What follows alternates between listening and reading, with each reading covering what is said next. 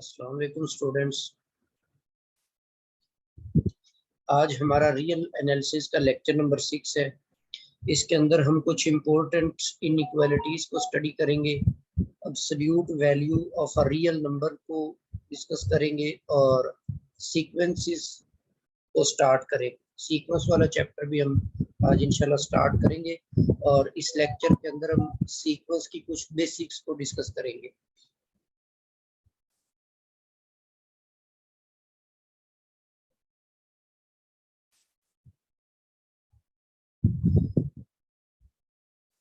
जी, तो आज हम स्टार्ट करते हैं हमारा आज का लेक्चर्स।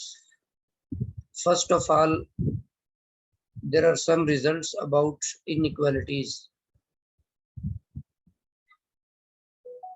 जी, फर्स्ट थ्योरम हमारे पास है कि let a and b are non negative real numbers. तो अगर ये दोनों नॉन नेगेटिव रियल नंबर्स हो और a जो है ये लेस देन b हो, तो a का जो स्क्वायर है वो भी लेस देन b स्क्वायर होगा और उसका जो स्क्वायर रूट है, पॉजिटिव स्क्वायर रूट, वो भी less than b square root होगा। जैसे आप इसकी एग्जांपल ले सकते हैं कि 4 ले लेते हैं हम और 9 ले लेते हैं। ये दोनों नॉन नेगेटिव नंबर्स हैं। तो इसमें अब आप ऑब्जर्व करें कि 4 इज लेस देन 9 और 4 का जो स्क्वायर है that is 16। This is also less than 9 square that is 81 और 60 जो a का स्क्वायर रूट है मतलब 4 का स्क्वायर रूट 2 आएगा, that is also less than square root of 9, that is 3. Similarly, अगर आप a कोई नॉन नेगेटिव नंबर्स ले लेते हैं और a लेस और इक्वल टू b है, तो a स्क्वायर भी लेस और इक्वल टू b स्क्वायर होगा और this implies that square root of a is less और equal to square root of b। मतलब ऊपर जो इनइक्वालिटी थी उसके अंदर इक्वालिटी भी होल्ड करेगी। फर्दर आपके पास अरिथमेटिक ज्योमेट्रिक मीन इनइक्वालिटी। अगर आपके पास a और b दो पॉजिटिव नंबर्स हैं तो इनका जो ज्योमेट्रिक मीन होगा, geometric mean of a and b, ये ऑलवेज लेस और equal to arithmetic mean of a and b के इक्वल होगा। इस इनइक्वालिटी को हम अरिथमेटिक ज्योमेट्रिक मीन इनइक्वालिटी का नाम देते हैं। इस इनइक्वालिटी में जो इक्वालिटी है वो उस वक्त होल्ड करेगी जब a और b दोनों नंबर्स आपस में इक्वल होंगे। Similarly generalised arithmetic geometric mean inequality, यहाँ पर ये कंडीशन जो है कुछ इस तरह से आप लिखेंगे a1 a2 up to so on an, ये सारे के सारे पॉजिटिव नंबर्स हैं। ये a और b वाली कंडीशन तो नहीं आएगी यहाँ पे क्योंकि n नंबर्स हम ले रहे हैं। तो इन n नंबर्स का जो प्रोडक्ट का nth रूट है, मतलब ये n नंबर्स का ज्योमेट्रिक मीन है, ये लेस और इक्वल टू उन n नंबर्स के अरिथमेटिक मीन के इक्वल आएगा। यहाँ पे भी 2 नहीं आएगा बल्कि इसको डिवाइड भी आप उनकी तादाद से करेंगे, दैट इज n से डिवाइड करेंगे। जी, नेक्स्ट आपके पास जो इनइक्वालिटी है that is known as Bernoulli's inequality. Bernoulli's inequality में ऐसा है कि अगर आपके पास x जो है ये ग्रेटर देन -1 है, तो उस सूरत में 1 plus x raise to power n का जो रिजल्ट है ये ग्रेटर और इक्वल टू 1 प्लस nx आ जाएगा। बेसिकली जो आपने बाइनोमियल थ्योरम पढ़ा हुआ था 1 plus x raise to power n, इस बाइनोमियल थ्योरम के अंदर जब हम इसको एक्सपेंड करते हैं तो ये 1 प्लस nx आ जाता है और आगे कुछ और टर्म्स भी होती हैं। तो इन तमाम टर्म्स को अगर हम निगलेक्ट कर देते हैं तो ये जो वैल्यू है ये लेस और इक्वल टू प्रीवियस वन हो जाएगी। ठीक है, तो ये ऐसा समझ लें कि ये बर्नौलीज इक्वेशन की वो बाइनोमियल थ्योरम की अप्रोक्सीमेशन है, राइट साइड को हमने अप्रोक्सीमेट कर दिया है, और ये ट्रू होगी for all n natural numbers. Further theorem number 3 है कि अगर a आपके पास एक ऐसा नंबर है जो कि पॉजिटिव होगा या जीरो हो सकता है, मतलब a जो है ये नॉन नेगेटिव है, b भी नॉन नेगेटिव है, और कंडीशन इनके ऊपर ये है कि a जो है ये लेस देन b है, तो a का जो स्क्वायर होगा वो इनके प्रोडक्ट्स के लेस और इक्वल होगा, और b स्क्वायर जो है ये इन तमाम में लार्जर होगा, a स्क्वायर और a b दोनों b स्क्वायर से लेस होंगे। सिमिलरली अगर a आपके पास एक पॉजिटिव नंबर है जो कि लेस देन b है, तो फिर a जो होगा ये आपके पास less than geometric mean of A B which is less than b। मतलब इसको आप ऐसे भी कह सकते हैं कि जो ज्योमेट्रिक मीन होता है पॉजिटिव नंबर्स का,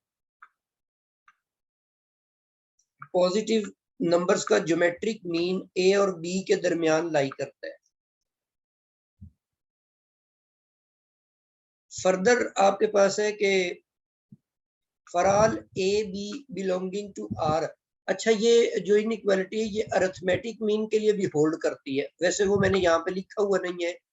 ए जो होगा ये a plus be less than 2 और this is less than b। Arithmetic mean के लिए भी ये प्रॉपर्टी जो है ये होल्ड करती है। थ्योरम नंबर 5 है a plus b divided by 2 का जो स्क्वायर है ये लेस और इक्वल होगा a square plus b square divided by 2। इसके अंदर इक्वालिटी जो है ये होल्ड करेगी a और b के लिए। नेक्स्ट आपके पास है कि c एक ऐसा नंबर है जो 1 और 0 के दरमियान लाई करता है, मतलब आप ये कह सकते हैं कि c belonging to interval 0-1। c एक ऐसा नंबर है जो 0 से बड़ा है और 1 से छोटा है। तो ऐसा नंबर जो है, जैसे मिसाल के तौर पर आप ले लेते हैं 0.1 ले लेते हैं, तो अब अगर आप इसका स्क्वायर करेंगे तो c स्क्वायर जो है वो आपके पास 0.01 बन जाएगा। मतलब यहाँ पर ये प्रॉपर्टी ऐसे लिखी हुई है कि सिक्स्थ थ्योरम है कि अगर c ऐसा नंबर है जो 1 और 0 के दरमियान लाई करता है, तो फिर इसका जो स्क्वायर होगा ना वो c से स्मॉलर होगा। मतलब नंबर्स जो होते हैं, 1 एक ऐसा नंबर है जिसका स्क्वायर 1 ही आता है। 1 से जितने भी लार्जर नंबर्स है उनका स्क्वायर जो है ओरिजिनल नंबर से ग्रेटर होता है, और जो 1 से स्मॉलर नंबर है और 0 और 1 के दरमियान लाई करते हैं उनका स्क्वायर जो है वो नंबर से स्मॉलर होता है। अच्छा, नीचे मैंने ग्रेटर के लिए भी लिखा हुआ है कि अगर c ग्रेटर देन 1 होगा तो फिर c का जो स्क्वायर है वो ग्रेटर देन c ही होगा। ऊपर का स्क्वायर स्मॉल हो जाएगा, अगर वो नंबर 1 से लेस देन है तो उसका स्क्वायर स्मॉल हो जाता है, और अगर वो नंबर ग्रेटर देन 1 होगा तो फिर उसका जो स्क्वायर है वो ग्रेटर हो जाएगा उससे। इसी तरह थ्योरम नंबर 8 है कि अगर c एक ऐसा नंबर है जो 0 और 1 के दरमियान लाई करता है, तो उसकी कोई भी आप नेचुरल पावर लेंगे तो वो c से स्मॉलर ही होगी, लार्जर नहीं हो सकती। और अगर वो लेकिन अगर पावर आप ले लेते ना ग्रेटर देन 1 तो फिर इक्वालिटी भी होल्ड नहीं करेगी। लेकिन थ्योरम नंबर 9 ये स्टेट करता है कि अगर c ग्रेटर देन 1 है, अगर 1 से वो बड़ा नंबर है, तो उस सूरत में जो उसकी पावर होगी वो ग्रेटर देन c बन जाएगी, कोई भी नेचुरल पावर। और n अगर ग्रेटर देन 1 है तो फिर उस सूरत में वो cn जो स्ट्रिक्टली ग्रेटर देन c हो जाएगा। सिमिलरली थ्योरम नंबर 10 है कि अगर c लाई करता है बिटवीन 0 एंड 1, m और n दोनों नेचुरल नंबर्स हैं, तो c की पावर जब आप m लेंगे तो वो लेस देन cn आ जाएगी। ये सिर्फ उसी वक्त मुमकिन होगा जब m बड़ी वैल्यू हो और n जो है वो छोटी वैल्यू हो। मतलब जो बड़ी पावर होगी उससे नंबर और स्मॉल हो जाएगा छोटी पावर की निस्बत। लेकिन अगर c जो है ये ग्रेटर देन 1 हो, उस सूरत में फिर जो ग्रेटर पावर वाला नंबर है वो ग्रेटर होगा और जो स्मॉलर पावर वाला नंबर है वो स्मॉलर हो जाएगा। ये कुछ इनइक्वालिटीज थी। उसके बाद आपके पास है absolute value of a real number. जी, absolute value of a real number a is defined by, मतलब a की जो एब्सोल्यूट वैल्यू है इसको आप इस तरह से डिफाइन करेंगे कि अगर a आपके पास पॉजिटिव नंबर है तो फिर उसका रिजल्ट a ही आएगा, और अगर a आपके पास 0 है तो फिर उसका रिजल्ट 0 आ जाता है, और अगर a आपके पास नेगेटिव है तो फिर वो -a के बराबर आ जाता है। मिसाल के तौर पे आपने 3 की एब्सोल्यूट वैल्यू फाइंड आउट करनी है। अब ये जो 3 है ये एक पॉजिटिव नंबर है, तो according to first condition a greater than 0 वाली, तो इसमें इसकी एब्सोल्यूट वैल्यू 3 ही आ जाएगी। लेकिन इसकी जगह अगर मैं -3 चूज कर लेता हूं, तो अब यहाँ पर तरीकेकार उसने ये बताया हुआ है कि ये थर्ड कंडीशन के अंदर कि जो एब्सोल्यूट वैल्यू के अंदर नंबर आपने लिया हुआ है वो a है, a के साथ नेगेटिव लगा दे। अब यहाँ पर माइनस लगाएंगे, एब्सोल्यूट वैल्यू के अंदर नंबर कौन सा रखा हुआ है, हमने -3 रखा हुआ है, तो इसीलिए ये आपके पास ये भी +3 आ जाएगी। तो in other words absolute value का मतलब ये है कि आपने उसकी पॉजिटिव वैल्यू फाइंड आउट करनी है, साइन को इग्नोर कर देना है। लेकिन ये 0 सिर्फ उस वक्त होगा जब ये नंबर जो है ये भी आपके पास 0 आ जाए।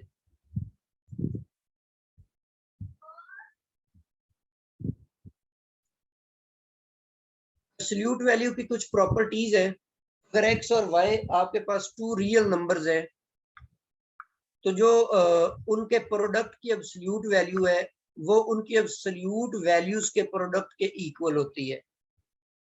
ये चीज कोशेंट के लिए भी ट्रू है। अगर x और y के कोशेंट की एब्सोल्यूट वैल्यू आप लें तो इनको भी, इसकी एब्सोल्यूट वैल्यू भी आप सेपरेट कर सकते हैं, x की absolute value divided bye y की एब्सोल्यूट वैल्यू।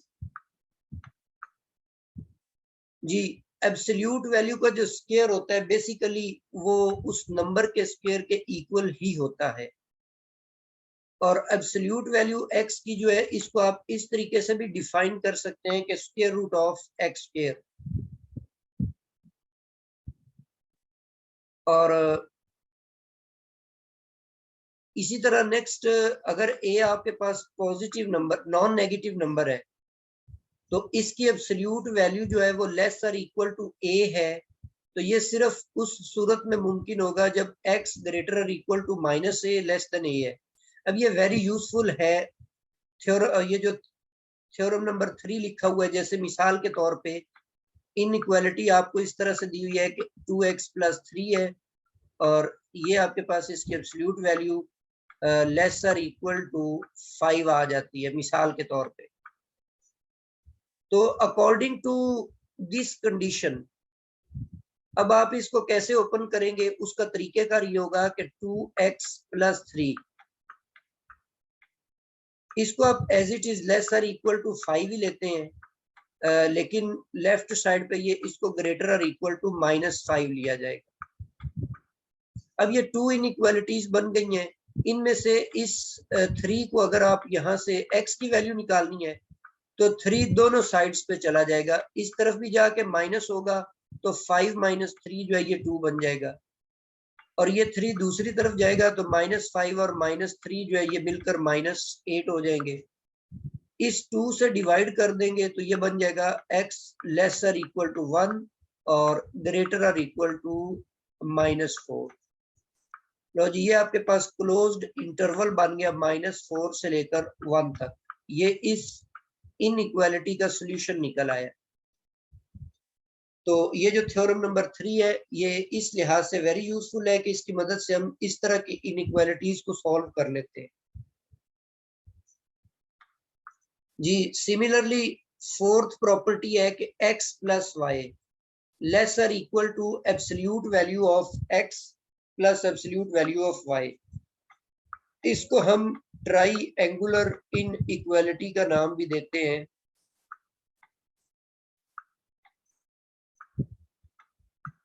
जी ट्राइएंगुलर इनइक्वालिटी।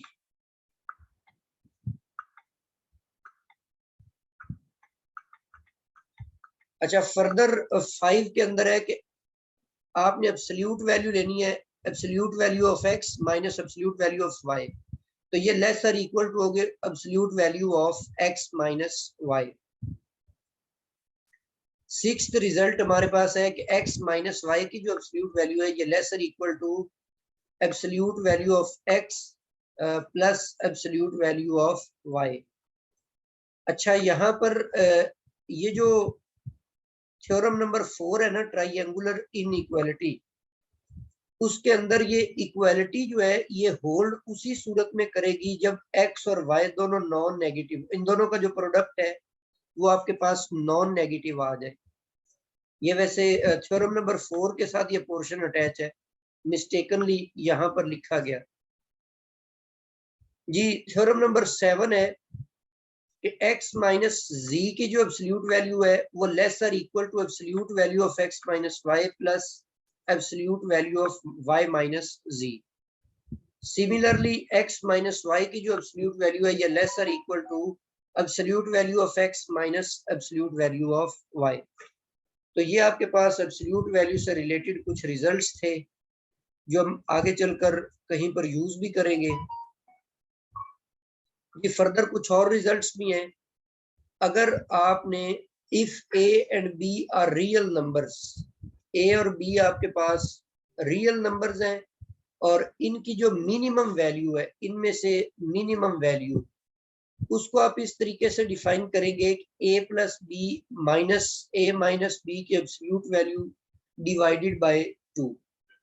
जैसे मिसाल के तौर पे आपने मिनिमम वैल्यू फाइंड आउट करनी है, एक सेट आपको दिया हुआ है जिसके अंदर 1 और 3 है, तो इस फार्मूले के अकॉर्डिंग आप इनको 1 और 3 को ऐड करेंगे तो 4 बन जाएगा और 1 माइनस 3 करेंगे तो वो माइनस 2 बन जाएगा और इसको हम डिवाइड कर देंगे 2 के ऊपर। जी अब इसमें आप देखें कि ये एब्सोल्यूट वैल्यू का ये नेगेटिव साइन तो खत्म हो जाएगा, तो 4 में से 2 माइनस करेंगे तो 2 से डिवाइड होकर ये रिजल्ट आपके पास 1 आ जाएगा। तो 1 और 3 में मिनिमम 1 ही है।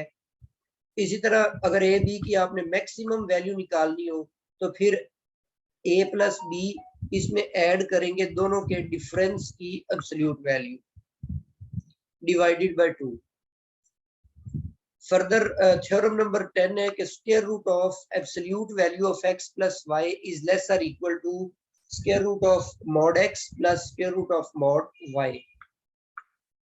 And 11 is x square plus y square का जो स्क्वायर रूट है ये लेस और equal to absolute value of x plus absolute value of y आता है।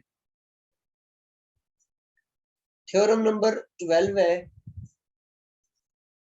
कि let x be a real number, x आपके पास एक रियल नंबर है जो कि ग्रेटर देन 1 है और p और q दोनों रैशनल नंबर्स हैं जिनमें से p ग्रेटर देन q है और दोनों के दोनों जो है ये पॉजिटिव है।